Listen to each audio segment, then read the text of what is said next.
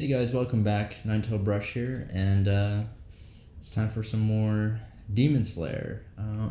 Okay, so it says episode 10, season 2. I don't know the exact because there was that whole. I'm just gonna say this is episode 10. Last episode, kind of a bad end. I gotta say, we had Inosuke like backstabbed through what looked like his heart. Like, I feel like that's an instant death.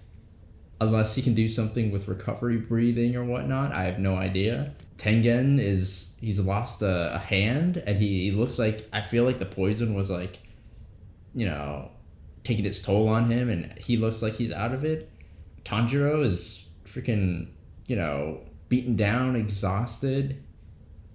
And the only other person left is Zenitsu. I don't know if he can really do much more. I mean, even if he was like fully, at his full capacity or whatnot, I think he would not be able to take on both Daki and the other brother demon, right? So right now, I feel like we have our chances are looking pretty slim. I have no idea how we're gonna pull anything off, unless, but even Nezuko is out of it. I don't know. We'll just have to see. As far as reactions, we have the full-length reaction on Patreon. We have the next week's reaction is on Patreon. That one's going to be the finale. James may or may not join in on the last episode. And then there's going to be a free link in the description to the actual reaction due to copyright and things like that, just the usual. And then you can come back here and see my actual thoughts, review afterwards, things like that.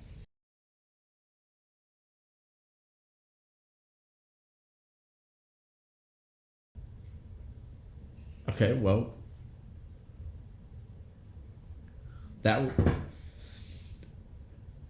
so far, I think as far as episodes go, I think this is my favorite as far as fighting goes and animation. Dude, I think this is my favorite. I'm trying to remember, even with, this is up there with the movie, bro. Like, that was freaking awesome. Okay, before I start losing my thoughts here, I gotta kind of collect them and go from the beginning. Okay, so what do we have? Oh yeah, we had that whole scene of the demon kind of talking to Tanjiro, and the way he was trying to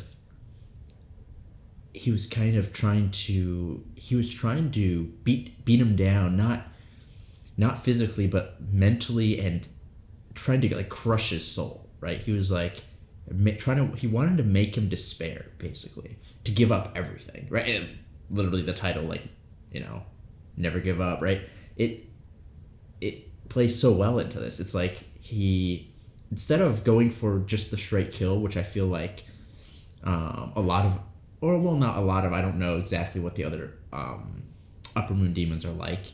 We know what Akasa is like, but I feel like he would have not messed around. He would have probably just killed him there, right? But this demon, he wanted to make sure that he got to him. And I think that was his downfall, because I don't think you can really get to Tanjiro like that. And for that matter, a lot of the demon slayers, I don't think you can get to like that. At least the Hashira, and I feel like our main boys wouldn't be able to, or wouldn't fall to that sort of thing. But yeah, so it was interesting, because I feel like his twisted way, the way he was kind of going at Tanjiro especially, it was because of who he actually was, possibly in the past, right? We saw him kind of go after Tengen's good looks, right? And his the fact that he had multiple girls with him and things like that, right? His wives. We also saw the sister demon, Daki or whatever, always on this thing of like beauty, like physical beauty, and how, you know, you're ugly, you shouldn't even live.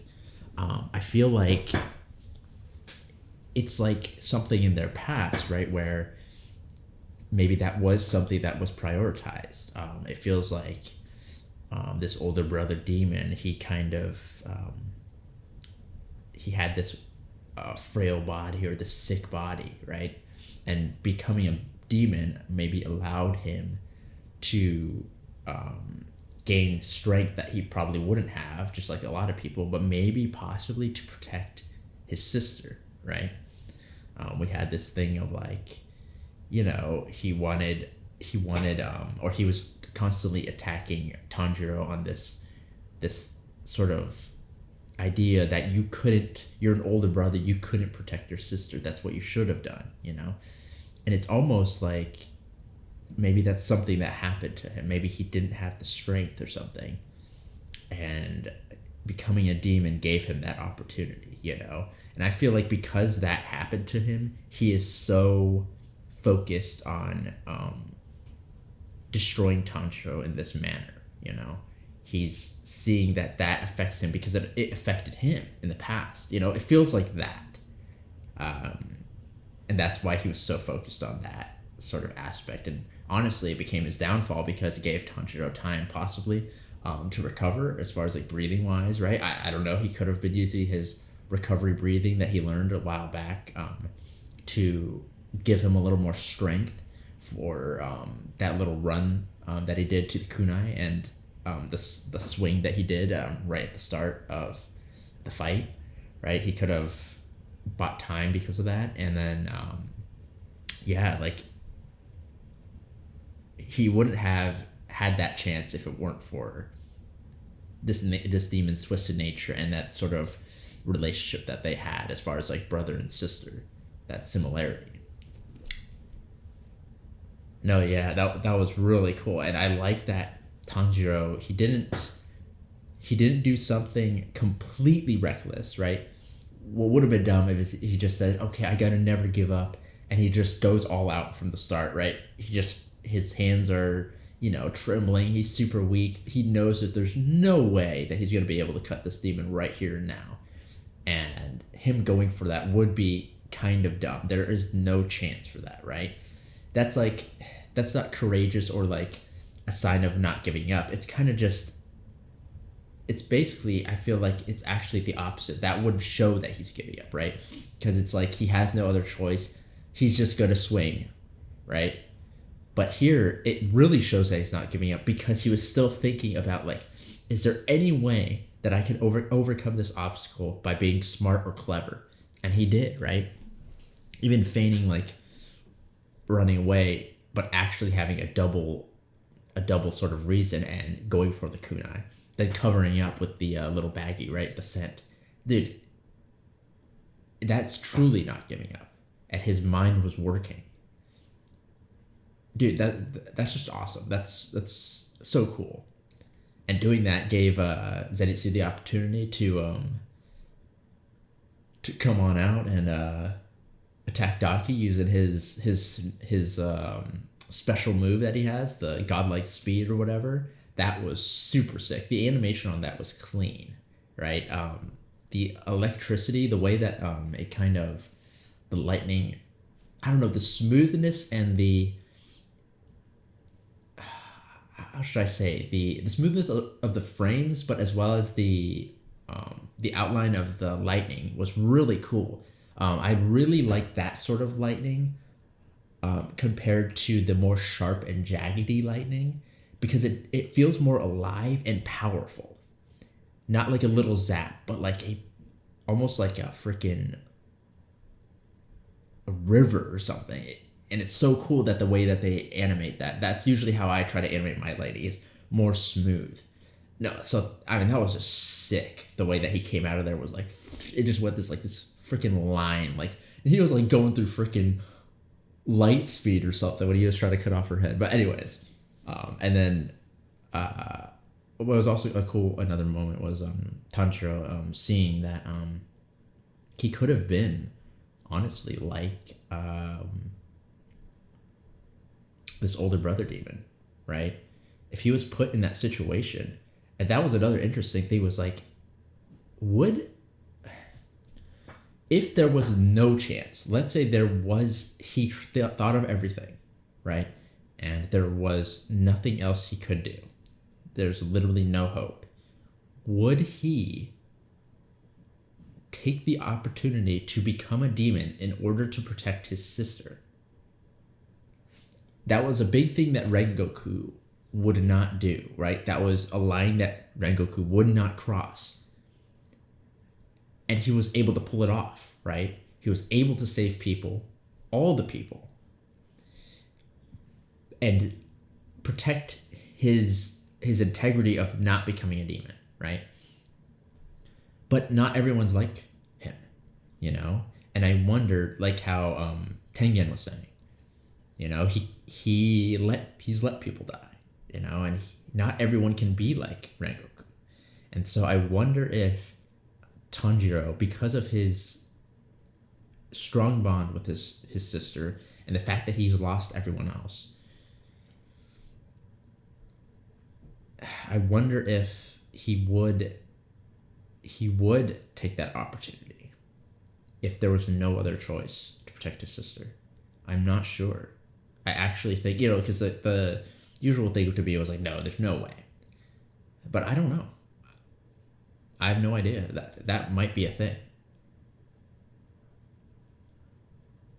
But it was cool that he did see that sort of, he saw that if things went bad, that very well could have been that, you know. But in the end, that didn't stop him. He attempted to cut off his head. It clearly didn't work. But, you know, I like that he didn't show extra mercy, right? He didn't say, oh, I could have been like you. So, you know, it's like his feelings didn't control him. He realized that, yes, I could have been like them, but it doesn't excuse the fact that they have done wrong and I am not them, you know? And so he still tried to cut off his head. Didn't work, unfortunately. He didn't have enough strength, which unfortunately, you know, just happens. It's expected a little.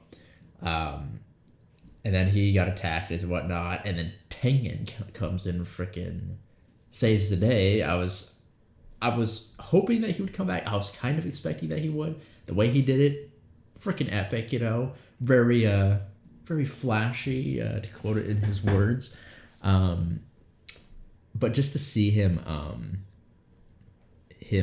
like kind of spin his the blades around with just one of his hands and utilizing the like the nook of his like elbow and stuff, and dude, the physics, it was just so cool. It was so beautiful and smooth, that animation, and it was, I don't know, it just fits him so well. And then he unleashed some sort of he had some sort of technique, the sound breathing technique. It was like he could hear the moves or something, and there was like a rhythm, which I thought was really cool, because I mean that's a you know, that's a real thing.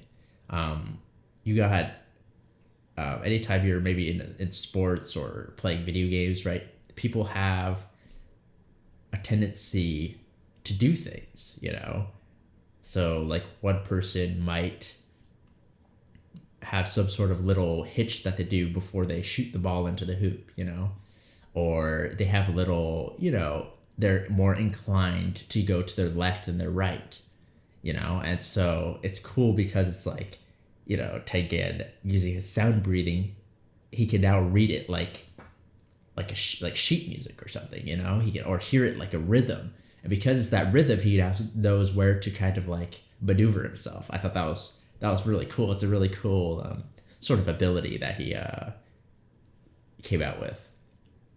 And then of course their whole like clash, that like, dude, I freaking love when they just like, you know, they're just going at each other. There's like blades are swinging so fast, and the freaking the environment around them is being destroyed because of like, you know, it's like their blades are like so powerful that, you know, the swings like, you know, mess up the area around. It's so sick, bro. And the speed of it was really cool.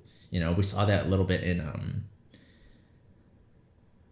the movie, right, when Rengoku's fighting Akaza, and just the speed of it feels like these are two veterans going full out against each other, you know, and that's sick because it once again kind of goes back to that thing of like, dude, there's like no way to jump in here, you know, and Tanjiro in the first movie saw that and was like, you know, you yourself could actually see that. I feel like a lot of times they say like, oh, you know, I can't help out, I'm going to be a liability. But here you actually see that once again. It's like, you know, visually, like, where does he jump in, you know? It's like insane. Like, what do you do, you know? But I like that in contrast to the movie, showing Tanjiro's development, he actually is keeping up and he's like, not where, you know, how can I even get in here? He's like, okay, I have to look for an opportunity. I have to cut his head. Like, he's not thinking about like, this is insane, I can't do anything. It's like, no, he's actually thinking of like what he could do. It's like such a big step, right? I mean, these are freaking Hashira going at each, like, or Hashira level, you know, freaking Demonslayer going at a freaking upper moon demon. I mean, dude, like the fact that he could even jump in there for a swing is such a huge development for our main character skills there, right? And then that little exchange right before Tanjiro jumps in, where you know, you could see, I feel like he lost his blade, he got hit in the side. I think Tengen cut his arm. He cut the demon's arm, I think, and then he got slashed in the face, bro. That was a sick exchange. It was cool because it's cool to see what everyone else kind of sees, like this freaking array of like lights and, you know, slashes and explosions, and then to get like, you know, close in on what's actually happening, you know, to see like the back and forth of it's really cool. And then telling Tanjiro to just freaking, you know, keep going. He said like jump, and he like goes in and he slashes, and then he starts to get this like, I don't know, bro, like it's like his scar. I mean, always knew that like there was something up with the scar, right? And it looks like fire. It's possibly got to represent something about the sun, you know. And he gets into this like mode where he's like, I don't know, like some sort of, he's like summoning strength from somewhere, you know. He's pushing himself into a different, like, I don't know, like he's tapping into some sort of heritage that like he got from his, you know, his family or whatnot, right? I mean, it's the whole thing about like the earrings, his dad, the scar, Muzan always going after him, and he's like scared of Tanjiro, like there's some sort of resemblance of someone in the past, right?